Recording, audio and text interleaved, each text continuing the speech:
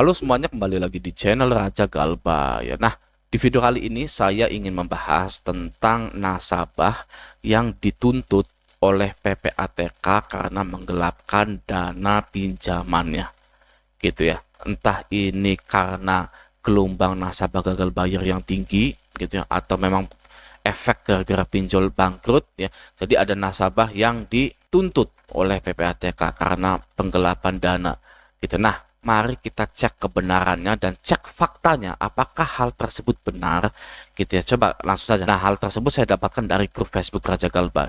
Ini langsung saja kita lihat di sini. Nah, ini dia ya.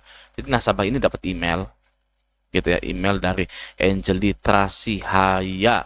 Langsung saja kita baca ya di sini. Kami informasikan kepada saudara bahwa data serta informasi pinjaman Anda sudah masuk ke PPATK dengan laporan indikasi penggelapan dana pinjaman. Pihak aplikasi sudah memberikan warning hal ini beberapa hari yang lalu, namun tidak ada respon.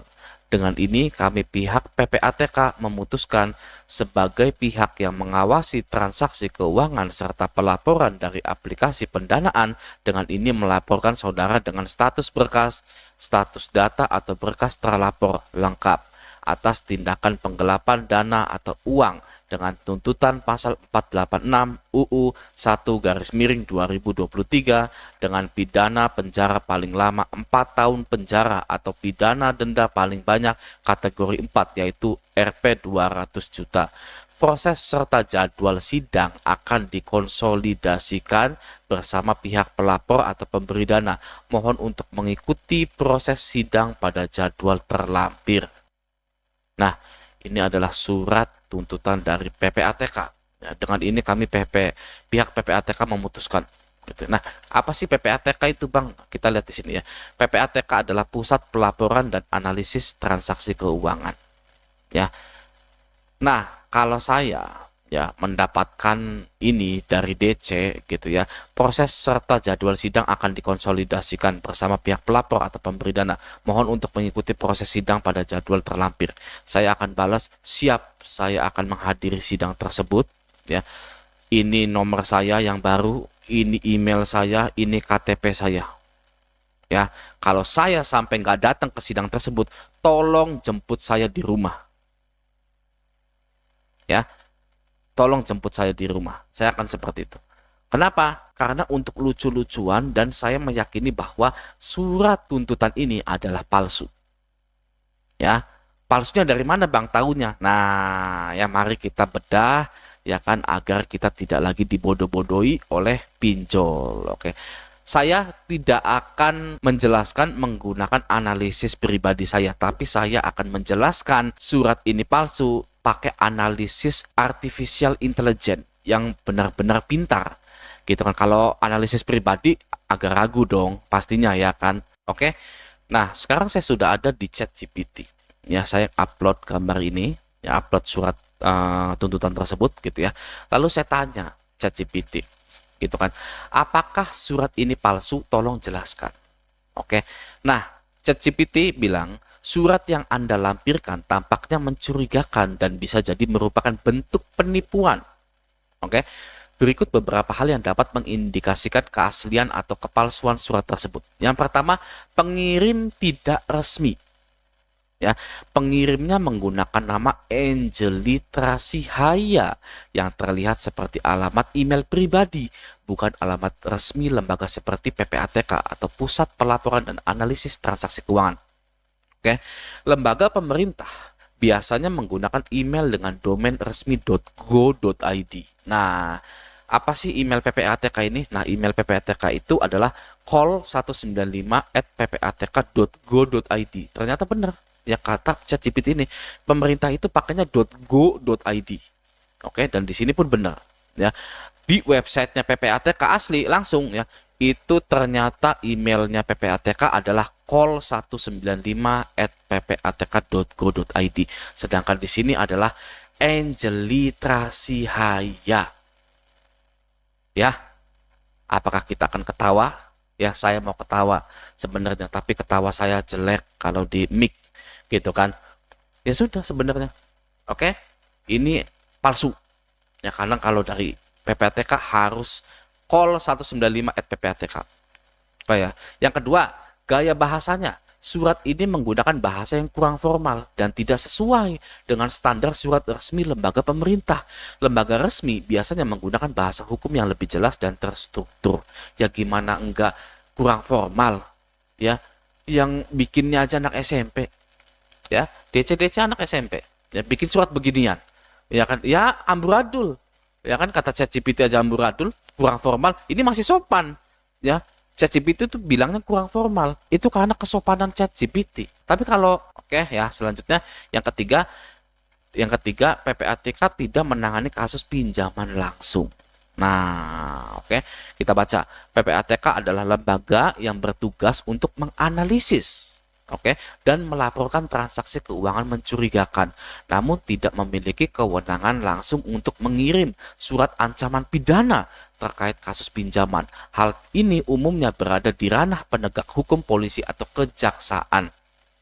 Oke, jadi PPATK tidak bisa mengirim surat ancaman pidana terkait kasus pinjaman. Oke, selanjutnya nomor 4, ancaman pasal dan denda. Ya, disebutkan pasal 486 UU 1/2023. Namun, periksa keabsahan pasal ini karena banyak penipu yang mencantumkan peraturan palsu untuk menakut-nakuti korban.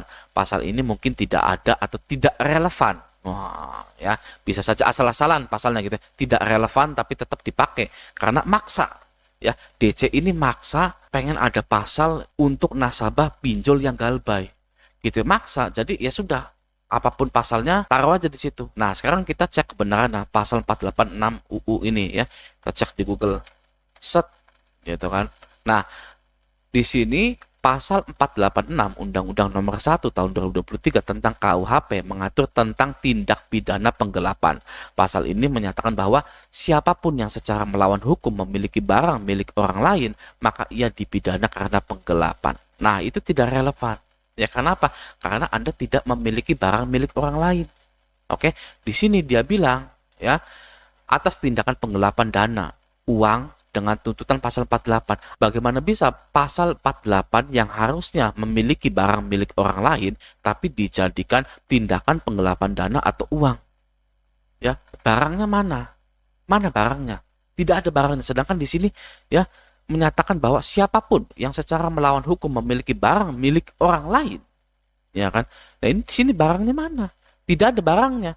Lalu di sini pasal 486 Undang-Undang UU Nomor 1 Tahun 2023 tentang KUHP mengatur bahwa pelaku penggelapan dapat dikenakan denda paling banyak 900.000, paling banyak ya, paling banyak 900.000. Selain itu pelaku juga dapat dikenakan pidana penjara paling lama 4 tahun. Oke, paling banyak dendanya 900.000. Itu sudah paling banyak. Oke, tapi di sini ya 200 juta. Oke. Gimana ceritanya? Kok bisa sih DC pinjol ini ngotak-ngatik pasal? Oh bisa bang, oh DC pinjol itu boleh ya kan mengutak-atik yang namanya pasal bang, ya kan? Mereka itu sudah ditugaskan secara resmi oleh presiden, oleh pemerintah untuk bebas mengutak-atik denda, pasal dan lain-lain. Bisa bang, jadi saya percaya, saya masih mending bayar pinjol, jadi budak pinjol aja bang, gak apa-apa bang, saya mah bang percaya sama DC pinjol gitu. Ya itu, Indonesia harusnya emas, jadinya cemas kalau orang yang percaya dengan DC pinjol itu. Selanjutnya ya, format surat. Format suratnya tidak terdapat logo resmi, tanda tangan atau cap dari PPATK yang biasanya wajib ada dalam surat resmi. Di sini tidak ada yang namanya cap, tanda tangan pejabatnya ya yang meresmikan tuntutan ini gitu kan. Tidak ada ya kan. Di sini namanya pun Angeli Tracia Haya. Selanjutnya 6, ajakan untuk respon. Penipu sering memanfaatkan taktik menakut-nakuti dan meminta respon cepat untuk memanipulasi korban.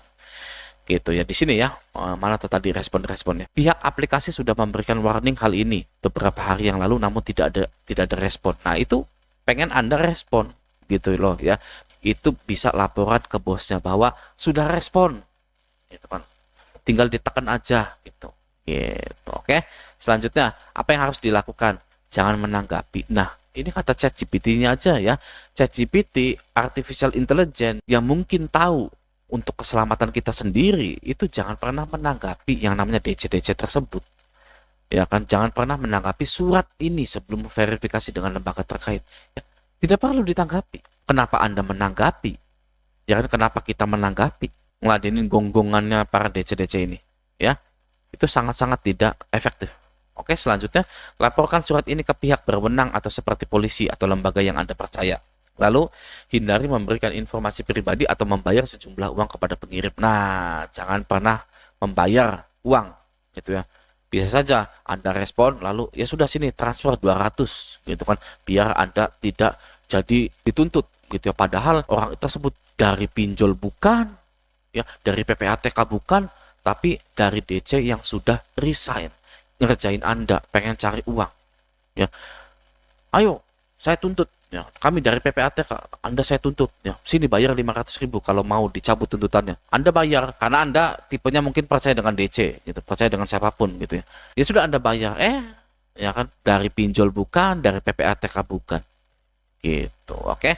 Selanjutnya, cek kebenaran hukum tentang UU dan pasal yang disebutkan serta konsultasikan dengan ahli hukum jika diperlukan. Ya tadi, ya, pasal 48 ini ya dendanya paling banyak 900.000, namun di sini sampai 200 juta. Lalu pasal 486 itu memiliki barang seseorang dengan melawan hukum, tapi di sininya penggelapan dana uang. Wah, sudah ngabur, gitu. Oke, jadi ya ini bisa jadi sangat berbahaya jika orang ini tidak menganalisa atau tidak mencari tahu kebenaran dari surat ini, gitu. Oke, nah, semoga di video kali ini Anda menemukan manfaat atau informasi yang Anda butuhkan. Oke ya, sampai jumpa di video selanjutnya.